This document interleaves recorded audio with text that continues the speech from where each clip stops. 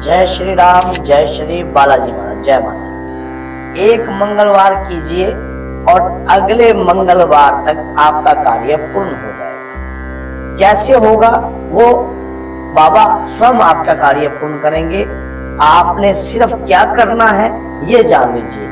आपकी जो भी मनोकामना है, जो भी कोई कार्य है, विशेष कार्य है जो रुके हुए हैं, किसी कारणवश वो रुक गए हैं, वो सब पूर्ण हो जाएंगे एक मंगलवार से दूसरे मंगलवार। आपको क्या करना है, सबसे पहले आपने हनुमान चालीसा का पाठ लेना है। अब आप कहोगे कि हनुमान चालीसा तो हम रोज ही पढ़ते हैं, लेकिन कहते हैं कि जो यह पढ़े हनुमान चालीसा होए सिद्ध साखी गोरीसा, उसके पास बाबा की कृपा आ जाती है। लेकिन पढ़नी किस समय पढ़े? आपने लगातार ये लगा लीजिए, चौमुख दीप का दान हनुमान जी की मूर्ति के सामने आपने चौमुख दीप का दान देना है और कम से कम एक मुट्ठी भर तिल अपने ऊपर से वार के, काले रंग के तिल, मुट्ठी भर तिल अपने ऊपर से वार कर किसी गंदगी में डालने हैं।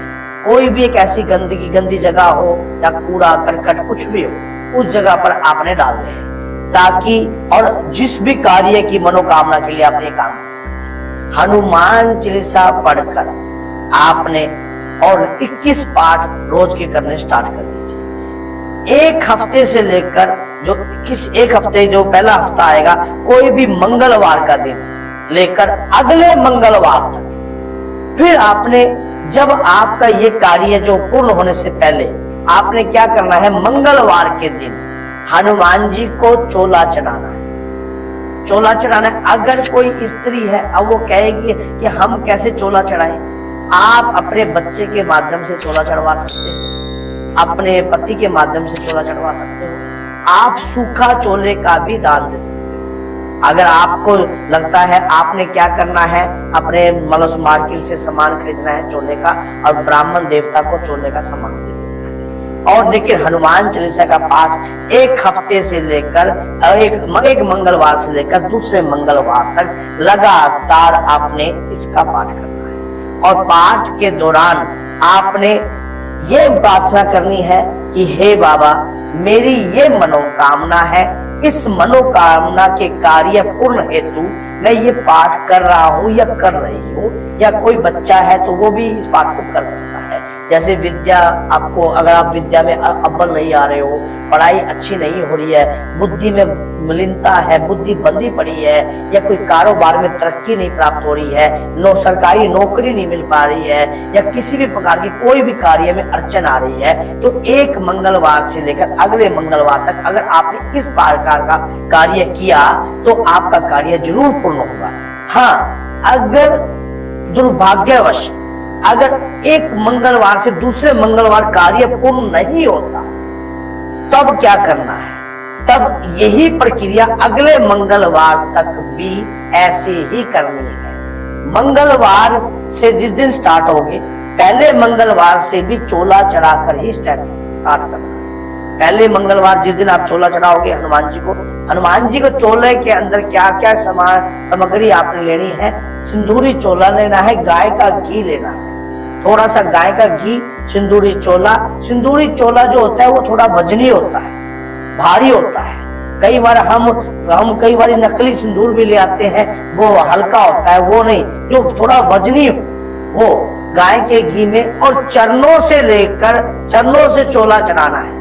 जब भी आप हनुमान जी की मूर्ति पर चोला अर्पण करते हो या चोला चढ़ाते हो तो आंखों पर कभी भी चोला नहीं चढ़ाना चाहिए। बहुत से भक्त क्या करते हैं, और कई लोग ऐसे कर देते हैं कि ऊपर से चोला चढ़ाना जो है स्टार्ट करते हैं। ऊपर से कभी नहीं चढ़ाना चाहिए, चरणों से, चरण पादुका से ही आपने चोला चढ़ाना है। चोला चढ़ाकर उसके बाद आंखों पर कभी भी चोला नहीं चढ़ाना है। ये बात हमेशा याद रखना। सिंदूरी मूर्ति में आंखों पे चोला नहीं चढ़ाना है।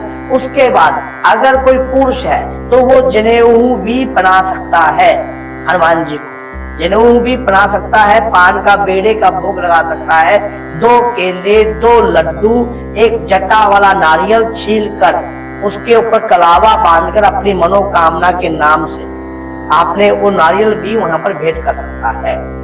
तो इस प्रकार का कार्य आपने करना है। एक मंगलवार से लेकर अगले मंगलवार फिर यही कार्य 14 रूप में करना है। 21 हनुमान चालीसा का पाठ का जो समय है वो आपके कार्य के अनुसार है।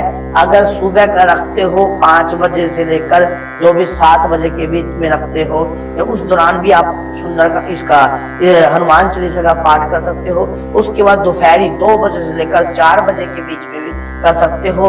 उसके बाद आपको संध्या कालीन 7 बजे से लेकर 9 बजे के बीच में भी कर सकते हो, रात्रि में भी कर सकते हो। ये आपके ऊपर बात है। कई लोग जो काम धंधे वाले हैं, व्यापारिक तौर पर है, नौकरी धंधे वाले हैं, उन लोगों के लिए भी सहूलियत हो। तो इस प्रकार से आप पाठ कीजिए।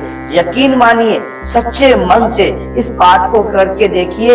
एक मंगलवार से अगले मंगलवार आपका कार्य निश्चय ही पूर्ण हो जाएगा। आप स्वयं कहोगे कि हमारा कार्य निश्चय ही पूर्ण हो गया। देखिए, बाबा के श्री चरणों में किसी भी जो पल में प्रलय कर सकते हैं, हर मनोकामना को पूर्ण कर सकते हैं, भगवान राम के कार्य को पूर्ण कर सकते हैं, काज संवारे हैं। माता सीता को भी राम जी से मिलाया है। सीता शोक विनाशक भी उन्हीं को कहा गया है। लक्ष्मण प्राण दाता भी उन्हीं को कहा है। और सुग्रीव को गद्दी राजगद्दी दिलाई है, कष्टों से मुक्त किया है। साधु संत के वो हमेशा रखवारे हैं। वो स्वामी तुलसीदास जी को राम दर्शन भी हनुमान जी ने करवाए हैं। तो क्या आपकी मनोकामना पूर्ण बाबा नहीं करेंगे? सच्चे मन से किया हुआ पाठ उनके चरणों तक जरूर जाएगा, उनके कानों तक जरूर जाएगा। तो बोलिए जय सीताराम, जय श्री